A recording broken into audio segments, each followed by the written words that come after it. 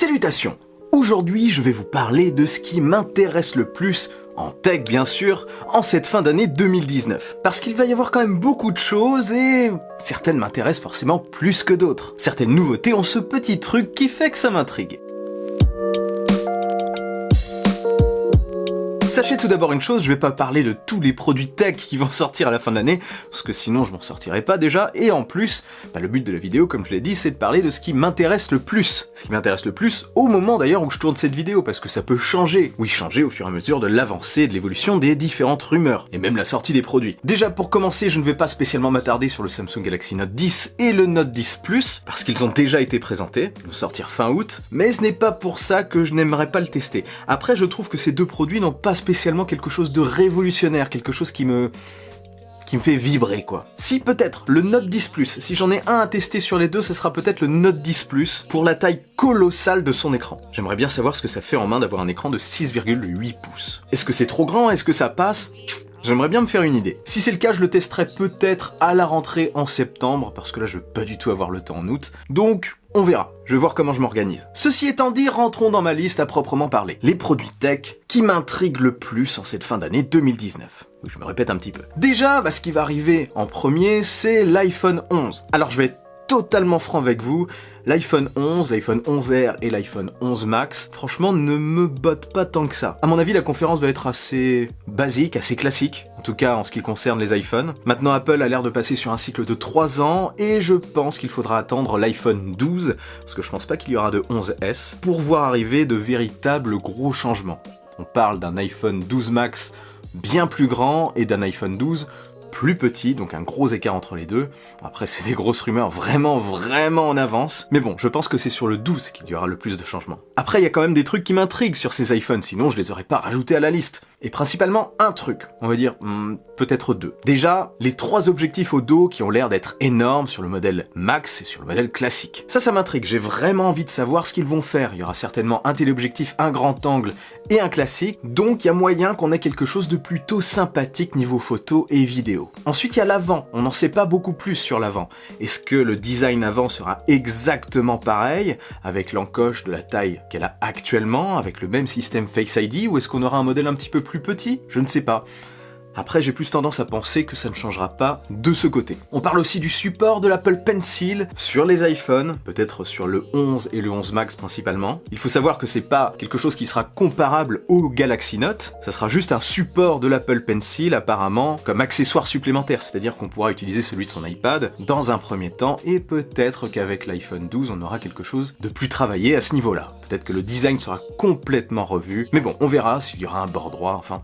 On n'y est pas du tout là. Donc passons au produit suivant, un produit qui m'intrigue, c'est le Samsung Galaxy Fold. Bien sûr, si vous suivez la chaîne depuis un certain temps, vous savez ce que j'en pense. Je suis pas spécialement convaincu par le résultat, mais quand même j'ai envie de savoir ce que ça donne un smartphone pliant, ce que ça fait de l'utiliser au quotidien. Donc je vais voir si j'ai l'occasion de l'utiliser, si j'ai l'occasion de l'avoir. Ça serait vraiment sympa de me faire un avis en usage continu. Donc voilà, c'est un produit qui m'intrigue, surtout qu'il a été assez modifié après les problèmes qu'il a eu. Il y a eu quelques petites modifications au niveau de la charnière, au niveau de la protection d'écran, qu'il ne fallait surtout pas retirer. Ils l'ont agrandi, je crois. J'espère qu'ils finiront par sortir un modèle avec un stylet. Enfin voilà, ça c'est un autre produit que j'attends à la rentrée. Il devrait arriver fin septembre. On continue sur les produits tech qui m'intriguent, la Honor Smart TV. Et oui, Honor va sortir une télé connectée. On n'en sait pas beaucoup plus actuellement. Il va y avoir une conférence le lendemain du moment où je tourne cette vidéo, donc elle sera certainement passée au moment où je la sortirai. Je sais pas si vous me suivez. En tout cas, en ce moment, la seule chose que je sais, enfin que je crois savoir, c'est que l'écran fera 55 pouces quand même, et qu'il y aura une caméra rétractable. Après, je ne sais pas si ça sortira en Europe avec Android, on verra. Mais bon, ça peut être intéressant. Surtout la petite caméra rétractable pour plus de confidentialité. Donc voilà.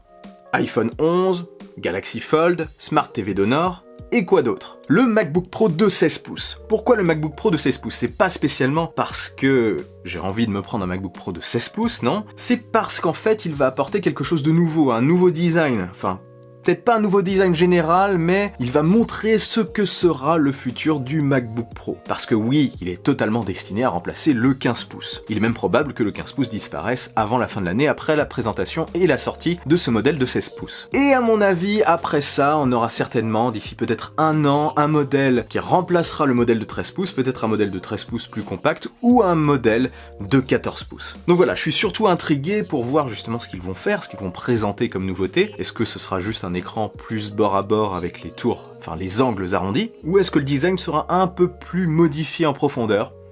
C'est justement ce qui m'intrigue. Ensuite, on continue chez Apple. Il y a un autre truc qui m'intrigue, c'est Apple Arcade. Alors ça, je suis assez impatient de tester quand même. C'est une sorte, au final, de Netflix du jeu vidéo, là où Stadia ne l'est pas. Bien sûr, c'est pas comparable, on n'est pas dans le même monde de jeux vidéo, on n'est pas dans le même niveau de jeu, on est plus sur un monde de jeux indé sur arcade, mais les jeux indés, c'est toujours assez sympa. J'ai hâte de voir le tarif, et surtout comment ça se présentera réellement. Et maintenant qu'on en parle, il y a aussi Google Stadia que j'attends. J'ai d'ailleurs précommandé le pack pour débuter avec la manette spéciale, la manette en édition limitée, parce que j'ai vraiment envie de tester, j'ai envie de voir ce que ça donne, du gaming en streaming total. Donc voilà, c'est un autre truc qui m'intrigue et que j'aurai aussi l'occasion de prendre en main. Et ensuite, pour finir, en première position, on va dire, de ce qui m'intrigue le plus, ce qui fait vibrer mon petit cœur de passionné de tech en ce moment, c'est le Google Pixel 4 et le 4 XL. Franchement, il y a plein de trucs qui me font rêver dans ce produit. D'abord, le système de type Face ID, la reconnaissance faciale qui va remplacer le lecteur d'empreintes. On va voir si c'est au niveau du Face ID d'Apple. Je pense que ça sera au-dessus, hein. J'ai l'impression, j'ai le sentiment. Et aussi l'intégration du projet Soli, ce fameux radar qui détecte les mouvements pour contrôler son smartphone sans le toucher. Et peut-être que d'autres commandes seront présentées à mon avis. Il y a aussi le nouveau capteur photo. Google avait fait vraiment forte impression avec les Pixel 3 et Pixel 3 XL l'année dernière avec un capteur photo, avec un objectif arrière. Et bien cette fois-ci, il y en aura deux. Un classique, peut-être grand angle, et un téléobjectif plus... J'oubliais, un objectif TOF. Donc ça, à mon avis, ça risque d'envoyer du lourd. Et si seulement il y avait que ça, il paraîtrait, apparemment selon certaines rumeurs, qu'on aura le droit à un accessoire qui viendra se greffer à l'arrière du Pixel 4, un objectif, fonctionnant apparemment un petit peu comme pour un réflexe. Google va-t-il commencer à transformer les smartphones en réflexe? Ça peut être vraiment très intéressant ça. Et aussi il y aura un écran avec un taux de rafraîchissement de 90 Hz. Il faudrait limite que j'en fasse une vidéo complète, je pense que je vais en faire une vidéo complète, une vidéo totalement dédiée. Il y a trop de choses à dire. Bref, j'ai super hâte de tester ce produit. Donc voilà pour cette petite vidéo de l'été à la cool, où je voulais vous partager mes plus grandes attentes en cette fin d'année 2019, et probablement ce que vous verrez sur la chaîne en cette fin d'année 2019.